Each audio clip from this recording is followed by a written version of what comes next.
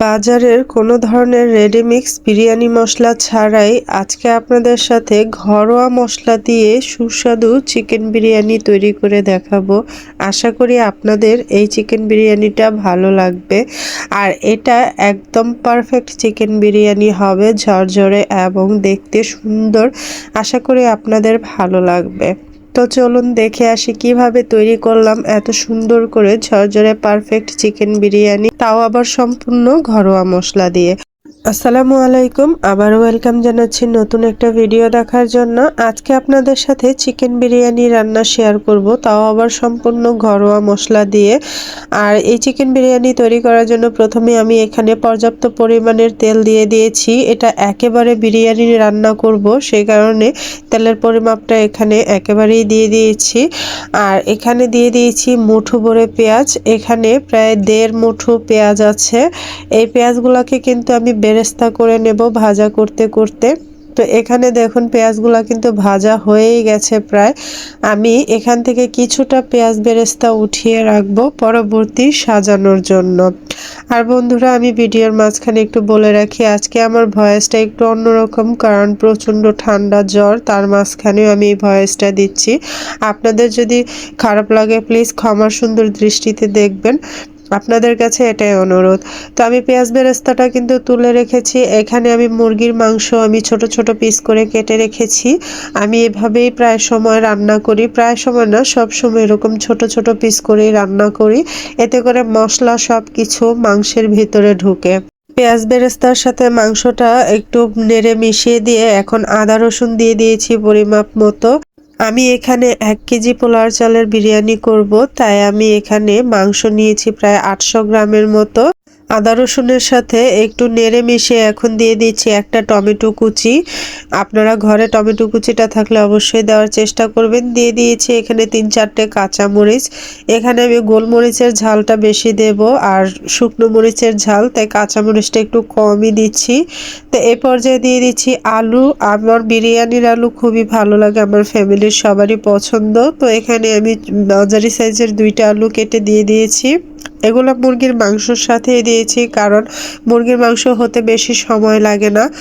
আর এখানে আমি দিয়ে দিচ্ছি সমস্ত ধরনের মশলা। এখানে দারচিনি, এলাচ, লবঙ্গ, গোলমরিচ, জায়ফল, জয়ত্রী, এই সমস্ত কিছু, জিরা, সমস্ত কিছু এখানে আছে। আমি পরিমাপ করে নিয়ে ব্লেন্ডার করে নিয়েছি। অতটুকু ভিডিও স্কিপ হয়ে গেছে, আমি এটা আগেই ব্লেন্ড করেছিলাম। তো যাই হোক, আপনারা ওগুলো সব কিছু একসাথে ব্লেন্ড করে নেবেন। আমি গোলমরিচের পরিমাণটা 1.5 চা চামচ দিয়েছিলাম, যাতে এটার মধ্যে সুন্দর একটা ঝাঁঝালো ফ্লেভার আসে। আর এখানে সুন্দর কালার এবং ঝালের জন্য শুকনো মরিচ গুঁড়া ব্যবহার করেছি 1 চা চামচের মতো। তার সাথে লবণ দিয়ে দিয়েছি পরিমাপ মতো।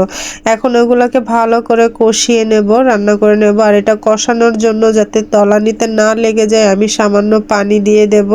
সামান্য পানি দিয়ে এটাকে আমি 10 থেকে 15 মিনিটের মতো রান্না করে নেব। আলুটা যতক্ষণ সেদ্ধ না হচ্ছে সেই পর্যন্তই আমি রান্না করব। তো বন্ধুরা, আপনারা কিন্তু চাইলে ঘরোয়া মশলা দিয়ে প্যাকেটের মশলার চাইতেও সুন্দর করে আপনারা বিরিয়ানি তৈরি করে খেতে পারেন। প্যাকেটের মশলা সব সময় যে খেতে হবে এরকম না, আসলে আমরা এখন অলস হয়ে গেছি। আমরা সব কিছু রেডিমেড জিনিস চাই। রেডিমেড রান্নার জন্য অনেক কিছু হলে আমাদের গৃহিণীদের কাজকর্মগুলো এগিয়ে যায়। আমরা কিন্তু রেডিমেড জিনিস দিয়ে তৈরি করতে করতে নিজেরা যে ঘরোয়া মশলাগুলো দিয়ে তৈরি করা যায় সেটা ভুলেই যাচ্ছি। তো আমি মাঝে মাঝেই কিন্তু এরকম বিরিয়ানির মশলা ছাড়া ঘরোয়া মশলা দিয়ে একদম বিরিয়ানির প্যাকেটের মশলার চাইতেও বেশি মজা করে রান্না করি। এতে করে মজাই হয়, খুবই ভালো লাগে। তো এ পর্যায়ে আমি দিয়ে দিয়েছি টমেটো কেচাপ। এখানে 1 টেবিল চামচের মতো আছে। খুব বেশি টমেটো কেচাপের প্রয়োজন নেই, যেহেতু আমি টমেটো এখানে দিয়েছি। তো এটা কিন্তু ভালো করে কষানো হয়ে গেছে। এই দেখুন তেলগুলা ভেসে উঠেছে। আর এখানে আমি চাল ধুয়ে রেখেছিলাম 1 ঘন্টা আগেই। তো এই চালগুলো এখন দিয়ে আমি ভালো করে এটার সাথে ভাজা করে নেব।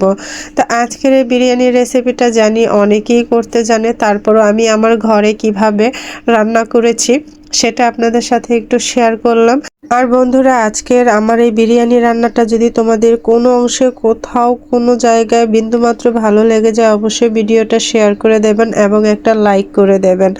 আমি অসুস্থ থাকার পরও আপনাদের একটা কমেন্ট, একটা সাড়া পাওয়ার জন্য কিন্তু ভিডিওটা দিয়েছি। আপনাদের কমেন্ট আমাকে অনেকটা উৎসাহিত করে সামনে এগিয়ে যেতে এবং আরও ভিডিও বানাতে। তো প্রিয় আপুরা, প্লিজ আমার পাশে থাকবেন।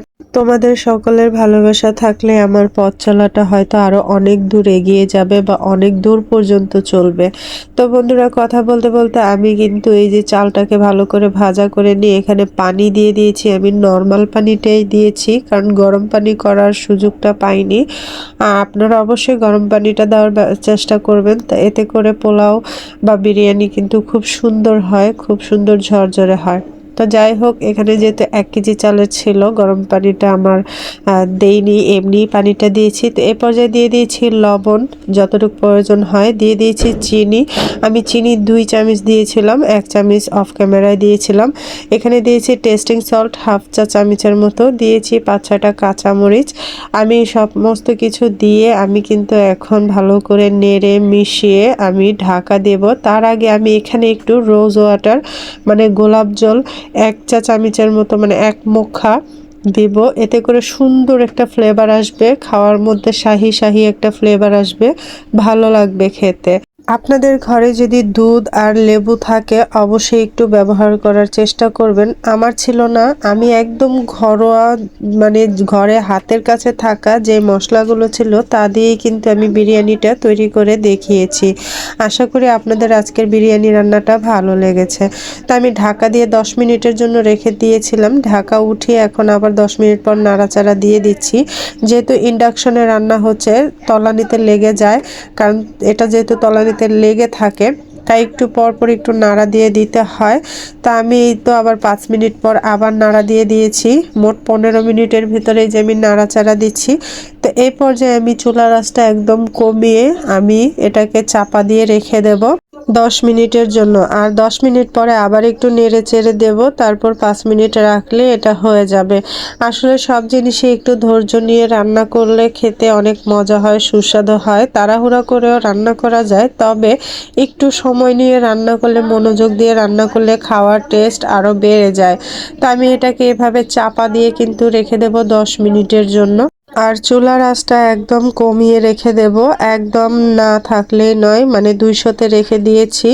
এতে করে এটা সুন্দর করে সেদ্ধ হয়ে যাবে। তো 10 মিনিট পর আমি ঢাকাটা উঠিয়ে আবার আমি একটু নেড়ে চেড়ে দিচ্ছি। এটা কিন্তু হয়েই গেছে, তবে উপরের যেই চালগুলো আছে এটা যাতে আরেকটু ভালো করে হয়, তাই নাড়াচাড়া দিয়ে আমি আরও 5 মিনিটের জন্য রেখে দেব। আর 5 মিনিট পর কিন্তু এটা একদম পারফেক্ট হয়ে যাবে। একদম ঘরোয়া মশলা দিয়ে, প্যাকেটের মশলা ছাড়া এইভাবে মজা করে কিন্তু আপনারা বিরিয়ানি তৈরি করে খেতে পারেন। এতে করে কিন্তু আপনাদের আরও বেশি মানে প্যাকেটের মশলার চাইতে বেশি খেতে পারবেন তৃপ্তি করে, পেট ভরে। তা আমার কিন্তু বিরিয়ানি রান্নাটা কমপ্লিট হয়ে গেছে। আর দেখতেই পাচ্ছেন কতটা ঝরঝরে সুন্দর হয়েছে। এটা গরম অবস্থায় এখন একটু আঠালো দেখায়, কিন্তু ঠান্ডা হলে কিন্তু একদম ঝরঝরে হয়ে যায়, এটা সবাই কম বেশি জানেন। আর আমি আপনাদের একটু হালকা পরিবেশন করে দেখাচ্ছি, যদিও আমি ভালো করে ডেকোরেশন পারি না, তারপর আমি আমার মতো করে ডেকোরেশন করার চেষ্টা করেছি। আশা করি আপনাদের ভালো লাগবে।